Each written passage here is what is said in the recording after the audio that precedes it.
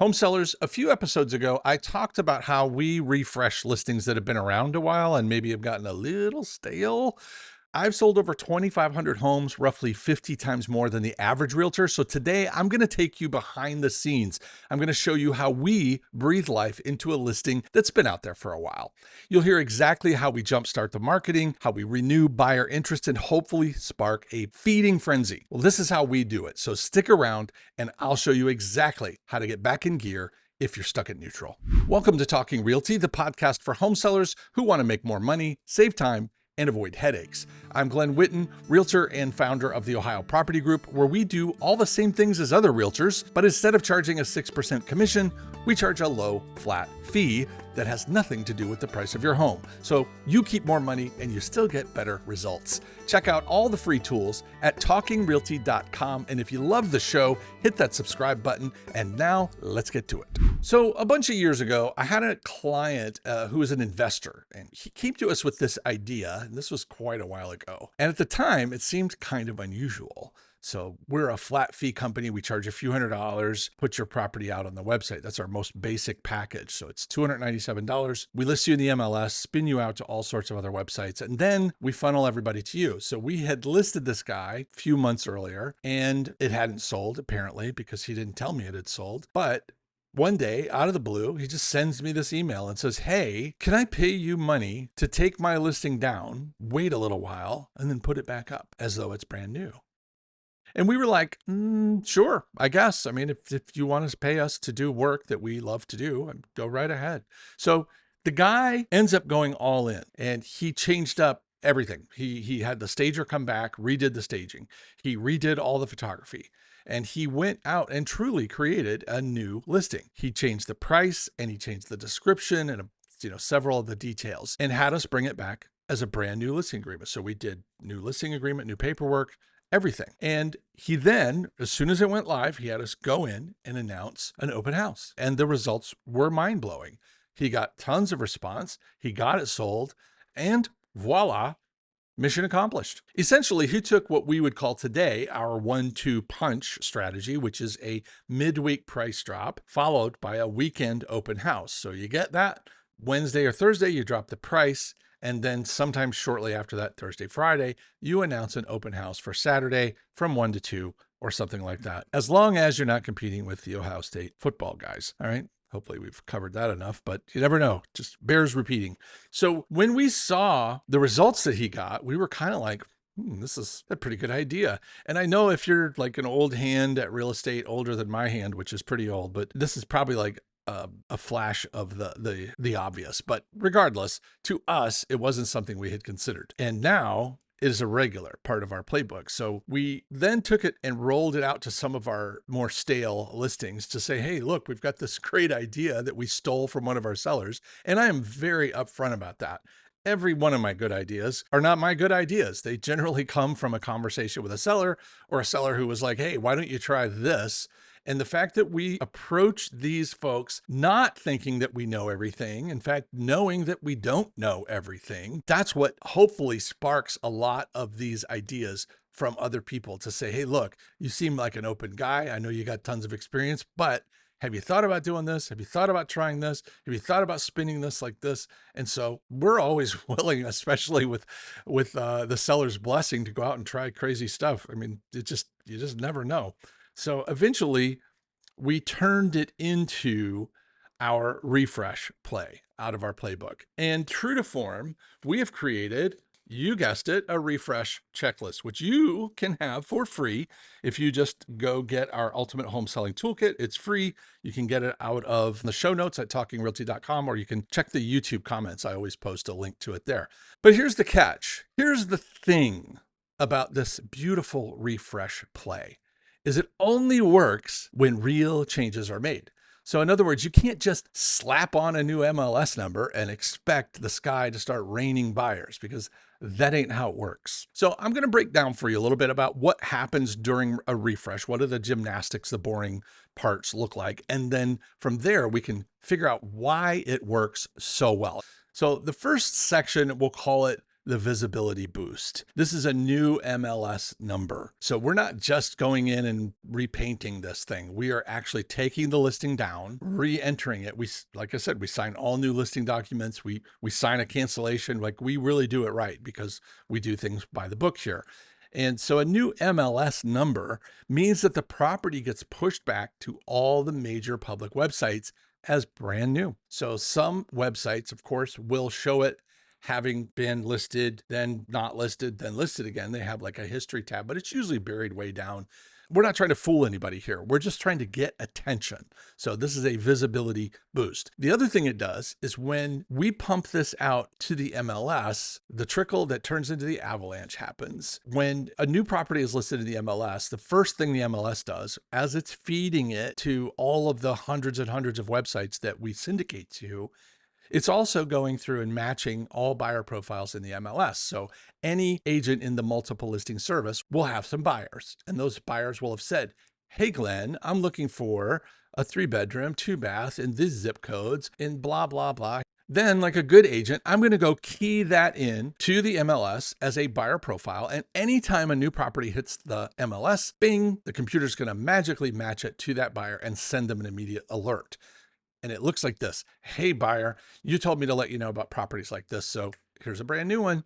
Now, they may have seen it before, but that's irrelevant. It might have been months ago. And this one is new and it has new stuff going on, hopefully. But they may have just forgotten about it too. But all that attention is very good. Well, after that, it moves out to the public websites. And then all of those websites have their own buyer profile set up. So they can go in directly on those websites, just like, I know you know what I'm talking about. If you've ever shopped for a home, you go in, you key in all that stuff, and then bing, you get push notifications, you get text messages, you get emails. Well, when I push out a new listing through the multiple listing service, all of this happens. And it all happens usually within an hour or two. All of these alerts just start happening. It's like a resonating sound. So anybody who missed it the first time is going to get re-notified. Anybody who was on the fence about this property, we'll talk about what they do when you pull it down, but they start to pay attention. And this is a good thing because what we want is all eyes on you. That's what we're going for here. The other factor that we're looking for is kind of a psychological boost, we'll call it. Buyers and agents, for some reason, no longer see it as stale. You've got yourself days on market 0 or 1, depending on when you see it. So agents and buyers naturally are going to see it as new. They know something changed. They just don't know what yet. It is perceived in the new inventory. It's listed with the new inventory and it's got the new flag. There's lots and lots of other benefits, especially if you've updated the photos and you've got a fresh price and you've got a new description. If you do it all correctly, that little mental shift from stale to new is kind of what we need. We need it to be the hot new property. The other thing that happens is this weird phenomenon. And I thought it was a fluke the first few times it happened, but because of our model, and I don't want to sound all braggy here, but most of our properties sell. Somewhere in the 92% range the last I was updated by my good friend Tasia, who tells me all this cool stuff. So it's very rare for one of our properties to get listed and not sell, but it does happen. But when we pull a property down prematurely, like before the 6 months is up, something weird almost always happens. An agent or two or a buyer or two, they just come crawling out of the woodwork. Oh my God, what happened to that listing? So they've been tracking it, and I don't know if they get notified or what. I don't know what it looks like on their end because I've never had that happen to me as a buyer, but they get some sort of notification. Somehow they figure out that property that they had saved or were tracking is no longer on the market because we took the listing down. So I almost always get at least a few calls and emails from people saying, what happened? Oh my God, we were going to go look at that. Maybe you were, maybe you weren't, but if they believe it, that's good enough for me.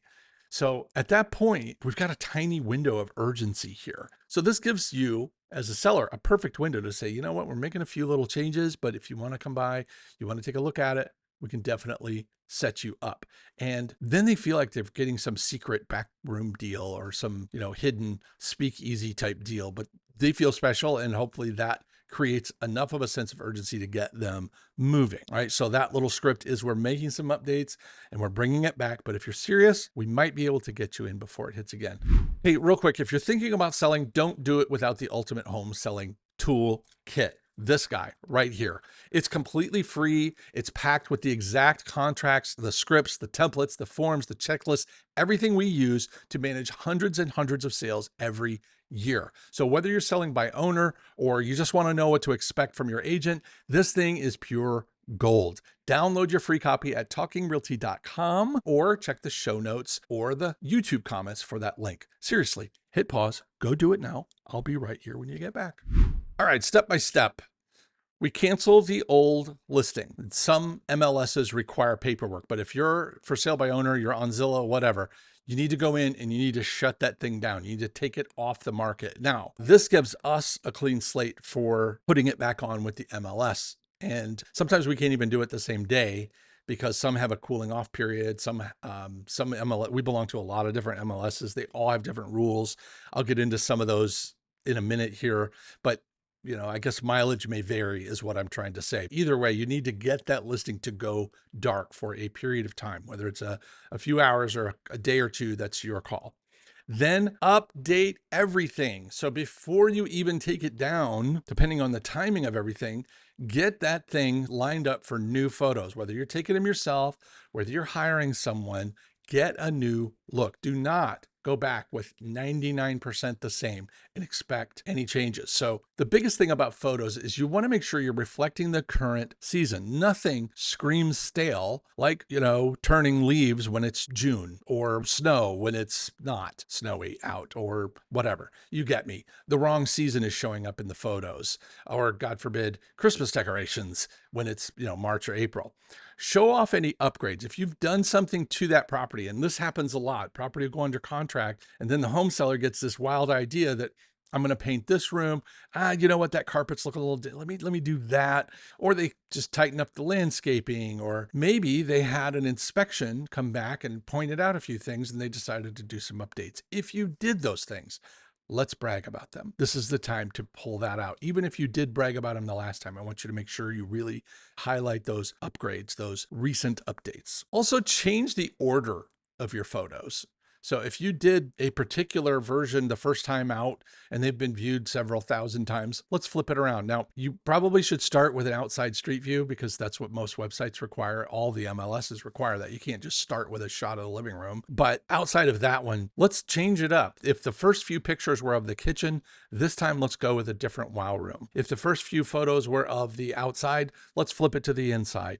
Again, for people that have seen it before, this is a great time to show them something. Maybe they didn't get that far into the photo series. Some sellers get carried away and they like to upload 75, 100 photos. I think that is probably not what you want to do. The problem when you're throwing that many photos out is unless you have a 50,000 square foot house, you don't need 75, 100 photos. I think 25 to maybe 50 is probably more than enough. And even then, I'm probably a little bit hesitant, but we advise sellers decide. So we just do what they tell us to do. But here's the thing. I would rather have 20 to maybe 30 really just amazing photos that show me various aspects of the home, maybe at different times of day, but certainly different parts of the home, how it can be used, because I'm not trying to sell the house with the ad, all right? Big mistake. You're not going to sell the house with the listing. Don't try. You're asking this poor little listing to do far more than it was designed to do. What is the goal? We need to get people from online to offline. We need to get them from on the couch to off the couch. We need them to get in their little car or put on their little walking shoes and go see it. But if you give them way too much inside photo stuff or outside photo stuff, you've kind of scratched the itch. You want to give them enough that they want to see more. This is why I'm not a huge fan of virtual tours.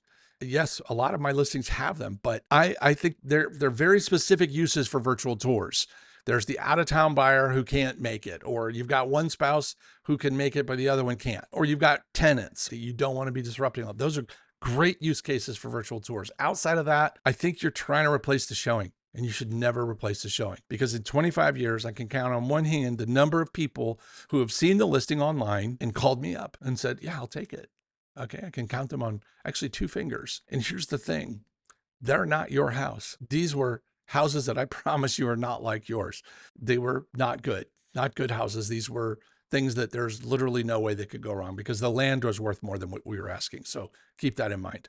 That's the kind of deal where that works. Outside of that, don't try to sell the house in the listing. All right. If you do feel the need to have a video or some sort of walkthrough, reshoot it. Don't give me the same old one because we're trying to present this as new. We can't be bringing them old stuff. The other thing I want you to change is the description. Start fresh. You can take your old one, you can put it on the board next to you, and that's fine. But I think I did a whole blog post. I will try to link to that on the love story and how to write a proper description. If you didn't do that the first time, then go do that because that will be very updated from what you probably have. But if you did do that, start over. Just change it up, start over. We didn't move the needle. We don't know what it was. It was probably the price. But if we're coming back as new, we want to make sure we give them all new. Rewrite that description. Start it fresh. It should not be a light edit of your current description. I want you to reflect the changes, reposition it, give it a fresh tone, and remove anything that doesn't make sense. I'll give you some examples later that are kind of fun for us. All right, price. Get new comps. Now, if you don't want to do the homework on price, which hopefully you do, but if you don't, just go lower, right? Just come down. We know you're not underpriced or you'd have a line out the door and a bidding war. You don't have that. And right now, the fact that you're this far into a podcast episode about refreshing your listing tells me it ain't selling. Redo your homework. Either go down and trust me that you need to go down or pull new comps and get the latest pricing data. But if your math says your price is perfect, then you should just hit stop on this podcast and be content. Just be content because the market hasn't caught up with you yet. Notice any changes when you do your homework, assuming you're still listening to me. Notice any changes from the last time when you're looking at how the list price stacks up to the sell price. We call it list to sell ratio. It's in most market analyses. So if you see it in there, look at the last one, look at this one, and see if it's drifting apart because that will tell you something. If the days on market are drifting up, so if they were at 30 or 35 or 40 when you first went on the market, but now the average days on market for your neighborhood are at 45, 50, 55, well, that tells you something. That tells you that more and more inventory is coming on the market and fewer buyers are snatching them up. You need to react to that. You need to get more aggressive with your pricing if you're looking to sell now, which I assume is why you're here.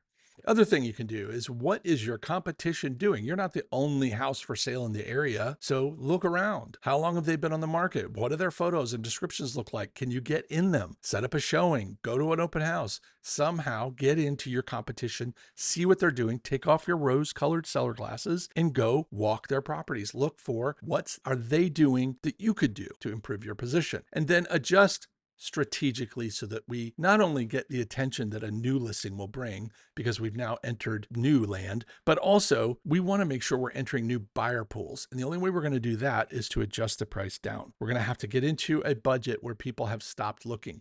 Most buyers set a ceiling. You need to pierce that ceiling and get below it so that you can get into new buyers. Also, you're going to create some urgency with people who are watching your house because they're going to see that you're getting serious. Another thing we update is the disclosures. Nothing gives away that a property's been on the market forever, even with a refreshed listing, if we come back with the same old property disclosures with anybody listening, the date. You sign it and date it when you put them in. You also have a big date field at the top. So dead giveaway, just redo them. We use DocuSign so we can unlock them so you don't have to fill them out again. You can just run through, verify everything is still correct, add anything new that you want, and then you re-initial, re-sign, and we get, voila, a new set with new dates, all in under a few minutes. If you've done any repairs or updates, as I mentioned earlier, this is also a great place to include that. It should align with your marketing. If you want to go super power up, I'm going to give you an optional thing to update, and that is to add an offer deadline. Now, I did a whole podcast episode on weaponizing offer deadlines. Go check it out. In that case, I told a story about a seller who did not have any offers, but set an offer deadline anyway. And you know what? It worked. So this would be a great time. If you want to go just straight up, this is me and I'm here, then do all of these changes, do them the right way. And then when you come out of the gate, in addition to announcing your open house, announce that offer deadline for the following day. If your open house is Saturday, announce the offer deadline for Sunday night. Go back and listen to the episode. It breaks it all down for you. And then just relaunch and put some fire on it because I love that move. Nothing is more confident than coming out of the gate, new price, new look, open house, offer deadline. That screams to the market. We'll do a couple of other things you can do. Besides announcing your open house, I want you to relaunch all the social media. So hopefully when you listed your property, you took the link to your listing and you blasted it all over social media. Now, this is literally free advertising. There are all kinds of groups. There's tons of home buyer groups out there, and there's all sorts of ways to do this. You can do it on any of the social platforms. Almost all of them have some version of people looking for houses or people researching houses. Let everybody know you've got a new description, new photos, new price. You've got this fancy offer deadline, and social media loves this stuff. Another major step in the playbook is our whisper campaign. So any agent who contacted you, I don't care if they were just trying to get your listing, contact them back. Any buyer who looked at it, any agent who looked at it, anybody who made an offer, go back to them right before it goes on the market and then right before the end of your offer deadline. That's when you go back and you just, psst, hey, it's coming back. You want to see it before it hits the big market? Or, hey, I know your buyer was looking. Here's where we are. We're going to look at all offers by Sunday night. Just didn't know if they had moved on or not. Very cool, very casual, nice and easy. You're just letting them know you're doing them a favor. And it will be received like that. Many of them will just ignore it, and that's okay. It's just like an ad that plays maybe after the first one or the second one, or then they see it again somewhere else. So you're just increasing the odds by spreading the word. That's all you're doing. So announce an open house, relaunch the social media, and then do your whisper campaigns. So what are the results when we do all of these things? We do them correctly. The results are you've now generated hundreds, maybe even thousands of alerts to buyers and agents all across the area. Every agent, every buyer, every website, all the texts, all the emails, all the push notifications. That is an avalanche. And it all happens in a very short amount of time. Pile that on with your relaunch of social media, your announcement of the open house and the offer deadline, if you have one, and then you're going to share it to all the private groups of home buyers. Anybody you know, anybody who you've ever shared their baby pictures, anybody who you've ever shared their garage sale, anybody who you've ever done a favor for online, you're going to call in all those chips now. Go back to all of them. You want to do a Facebook Live in front of your house right before the open house? Do that. We've got a great open house playbook. I'll link to that as well.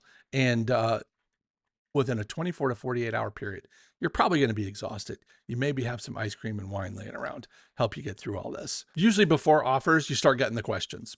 The first one is going to be the what happened when you take it off the market, and you have the response for that now. Oh, we're just making a few updates. We're bringing it back on. But if you're serious, I can get you in today. That is a great move. Pull that move. Once it goes back on the market, you're going to start getting questions like, hey, do you have any offers? Now, there are a handful of ways you can answer this. I'm going to give you a handful of those ways. Out of my secret playbook, I'm going to pull out three that I like. So you choose the one that fits your situation or the one that you like, or you know what, roll them up, throw them in the ball and go get your own. So when the offers start coming in, especially when you nail the price, you create the fear of missing out or FOMO, you're going to start getting some activity. You may just start getting offers. You may just start getting questions. So if you've got questions but no offers, then I don't think you should lie. I'm a big believer in karma, and I think if you'll lie to somebody about something, you'll lie to anybody about anything. So I like to say, if someone says, hey, you got any offers on that house? I like to say, as you can imagine,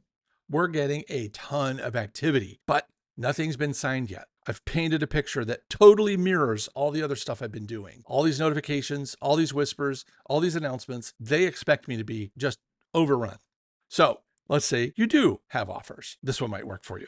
Yes, but nothing has been signed yet. How much time do you think you're going to need? This is awesome. If you get a stinky offer, or you get one of those BS text offers from an investor or an iBuyer, like the ugly houses people will come along, or Zillow even does it. Sometimes they'll send you a quote unquote offer on your house. An offer is an offer is an offer. And I'm not lying if I tell somebody I've got an offer, even if it's a terrible offer that I would never take. I've still got an offer. So it's not lying. It's not even close to lying. It's the truth. Because guess what? If you were overrun with offers, that is exactly how you'd respond. Versus, well, we just got this one BS offer. I don't know if we're going to take it. You're sending a message that nobody wants your house. Nothing motivates a buyer like another buyer. And the opposite is also true. Now, let's say you've got good offers and you've got more than one. So you got any offers? Yes, we're in multiples above list price, if that's true. Even if one of them is at or above list price, you could say that. Yes, we're in multiples. Maybe you say above list price. And the offer deadline is Sunday night. Any questions? That's it. Remember, you don't have time. You're busy reviewing all these giant bags of money offers that are coming through the door. You don't have time for a protracted discussion about their buyer's motivation. You don't need to know any of that stuff because you wouldn't ask if you were overrun with offers. So don't act like that. We send these messages, subliminal messages that agents and buyers pick up on. So these scripts keep you from doing harm to your future awesome deal. The goal is to get at least one buyer to step up with at least one offer that you can work with. And two buyers, well, my God, we've got ourselves the beginning of a feeding frenzy / bidding war. This episode of Talking Realty is brought to you by our friends over at Associates Title. This team is shaking things up by focusing on what truly matters, putting the customer first. Whether you're buying or selling or investor, whether you're for sale by owner, working with a realtor, they've got your back with incredible cost savings and the latest technology to streamline the whole process. Their secure online portal keeps everyone in the loop, from buyers and sellers, lenders, agents, all while keeping your data safe and communication crystal clear. If you're getting ready to make a move, don't underestimate the importance of having a great title company on your side. Check them out today at associatestitleinc.com or call my friend Ryan Phillips at 614-419-2418. Check the show notes for all that information, but do not leave your title company choice to chance, and definitely don't let the buyer or their agent make that choice for you. All right, back to the show. I've got a few asterisks that I've referred to throughout this episode that I want to cover right now. MLS rules, if you're part of the MLS, or even if you're just posting on various websites, they all have some sort of rules, and you need to watch those rules. So some of them won't let you just yank down the listing, wait a day, and bring it back as new. So for example, we belong to the Columbus MLS, Columbus, Ohio. The Columbus MLS in particular will not let us bring back a property as new unless it's been off the market for 45 days. So I can't get a new MLS number. I can take it off the market temporarily. I can bring it back and shower it with love. The refresh needs to be done as a marketing refresh rather than a full reset. But I'm not kidding. When we take it down, we still get the calls. We bring it back. It gets a quote unquote back on market feed, which a lot of websites will honor as an alert. So you still kind of get the same result. Not quite as good as a new MLS number, but it's better than a sharp stick in the eye. So you want to stick close to your local rules, but whenever possible, time your refresh for maximum impact. And don't be surprised if you're on a for sale by owner website or you're in the MLS and you pull this thing down, if agents start hounding you to list that property with them. So there are agents out there who farm, I guess you would say it, they farm expired, canceled, withdrawn. They look for those and then they go after them. And there's various ways for we evil realtors to figure out who owns the property and what their phone number is. It's not that hard, actually. So don't be surprised at all. I guess I'm just telling you, in that period of time when it's down, if you've got a realtor calling you, there's a better than average chance they don't have a buyer. They are just trying to farm you for a listing. And they're going to use the old FSBO playbook, which we'll talk about briefly. So the antidote, I guess, for these folks, I don't want to say vampires, but I really do kind of want to say vampires. But anyway, the antidote for these folks is just to ask them, do you have a live buyer? If they do, set up a showing with the buyer. With the agent can come along, but I want none of these previews or, oh, I'm just going to get some photos. They're from out of town. Baloney. That buyer doesn't exist. Not in this world anyway. This is one of the oldest realtor plays in the playbook. I fake like I have a buyer to get myself in your home to quote unquote preview it. And what you actually get is a preview of my listing presentation.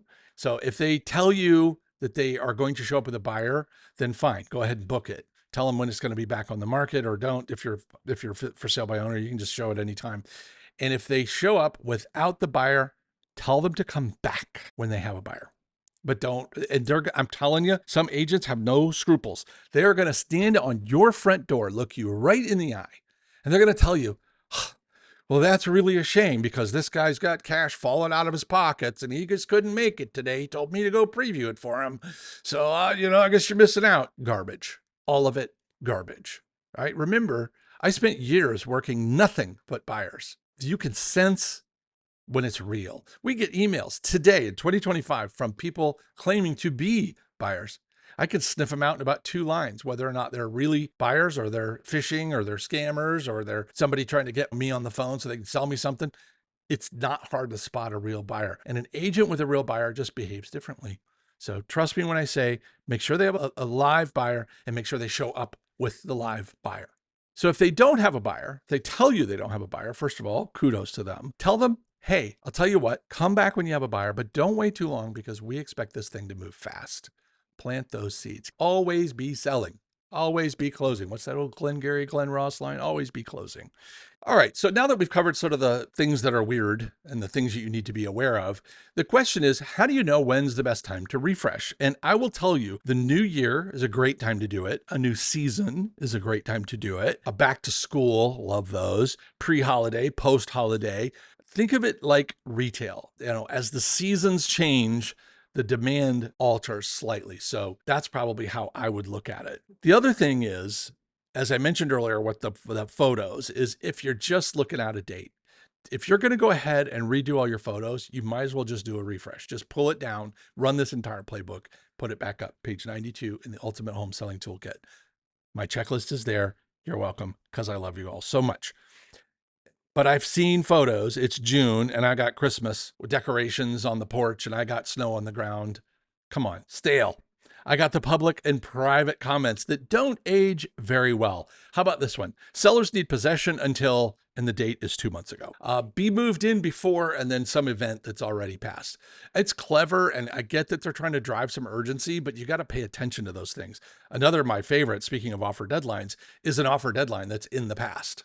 That's why I don't use dates and times. When I say I have an offer deadline for Sunday night, just leave it. That way, if you forget to take it out, hey, guess what? In 7 days, you got another offer deadline. You didn't have to do anything. See, these are the kind of insider tips you get only from your buddy Glenn. So it's kind of like this whole thing is what happens when you switch realtors. By the way, see episode 42, Should I Fire My Realtor? It's all about whether or not you should switch realtors. But anyway, when you switch realtors, it's basically what you're getting. You're getting a refresh, a new MLS number, probably new photos because you can't use the old ones. That agent's probably going to write a different description. But here's the deal. If you switch realtors and you don't change the photos, description, and the price, or anything else, you're not going to get much of a bump. You're going to get the new thing. You could do that with your current agent. You could do that with me. You could just stick it out, but it's not going to do that much because it's not about the agent. It's not about the MLS number. It's about relaunching and representing a new product in a new light. So unless you can't lower your price, so let me back that up. You might want to fire your agent because if you can't lower your price because your agent's commission is eating up all of your equity and all of your negotiating room, in that case, if you're in Ohio, keep my number because when that listing contract runs out, I know this is very shameless, but give me a call. You had to see that coming.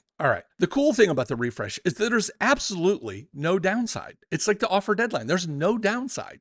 So let's just say you do all this and nothing happens. You're no worse off than you were before you did it. In fact, you're probably better off because you're top of mind. You're back in the public eye with lots and lots of these buzz showings and social media and open house, all that good stuff. You didn't waste your time. Even if you throw an offer deadline and nothing happens, you simply go in and remove the offer deadline. And then you make your choice to wait until the market catches up to your price, or you try the 1-2 punch. Wait a couple of weeks, lower the price, announce another open house. Wait a week, do it again until you find the number that matches today's market value, because market value isn't what you decide. It's not what anybody decides. It is a continuum of fluctuating numbers. And the more buyers and more sellers come on the market, the more it shifts. Interest rates, politics, all kinds of crazy stuff. Don't just pretend that your number is the right number. When the buyer speaks, that's when you'll know. It is unlikely also that if you do all of this, you set the offer deadline, you have the open house, you do, and then nothing happens, that anybody's going to notice. Nobody's going to remember that you set an offer deadline 2 weeks ago and nothing happened.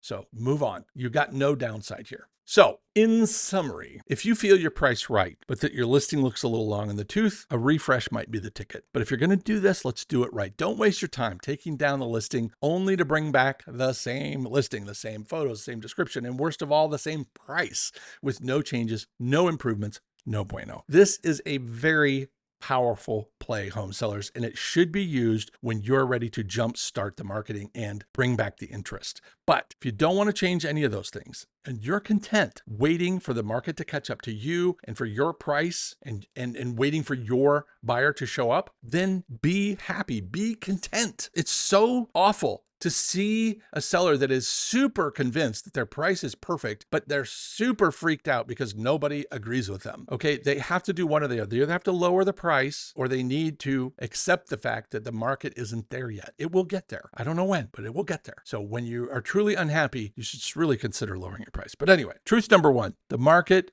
never lies. Okay, the definition of insanity is doing the same thing over and over, expecting different results. Well, here at the Old Ohio Property Group, we say the same thing, but we say it differently. Truth number one, the market never lies, not ever. We have 20 truths. That's number one for a reason. The market never lies, not ever. Did a whole podcast on that one. Did a whole podcast on this one. Truth number two, if it's not selling, it's overpriced, period. I'll fight you. I think they were back-to-back episodes, so check them out. And with that, my friends, I will let you get back to your day. Thanks for sticking around. Hopefully you learned a little something, maybe had some fun. The Talking Realty podcast is brought to you by the Ohio Property Group, a family-owned company where we sell homes for a low flat fee. Got a question, got a guest, got a topic you'd like to hear and see on a future episode? I want to know about it. Head over to talkingrealty.com and say hello. Until next time, keep making smart moves in your real estate journey. For the Ohio Property Group, this is Glenn Whitten signing off. And remember, you can sell it. We can help.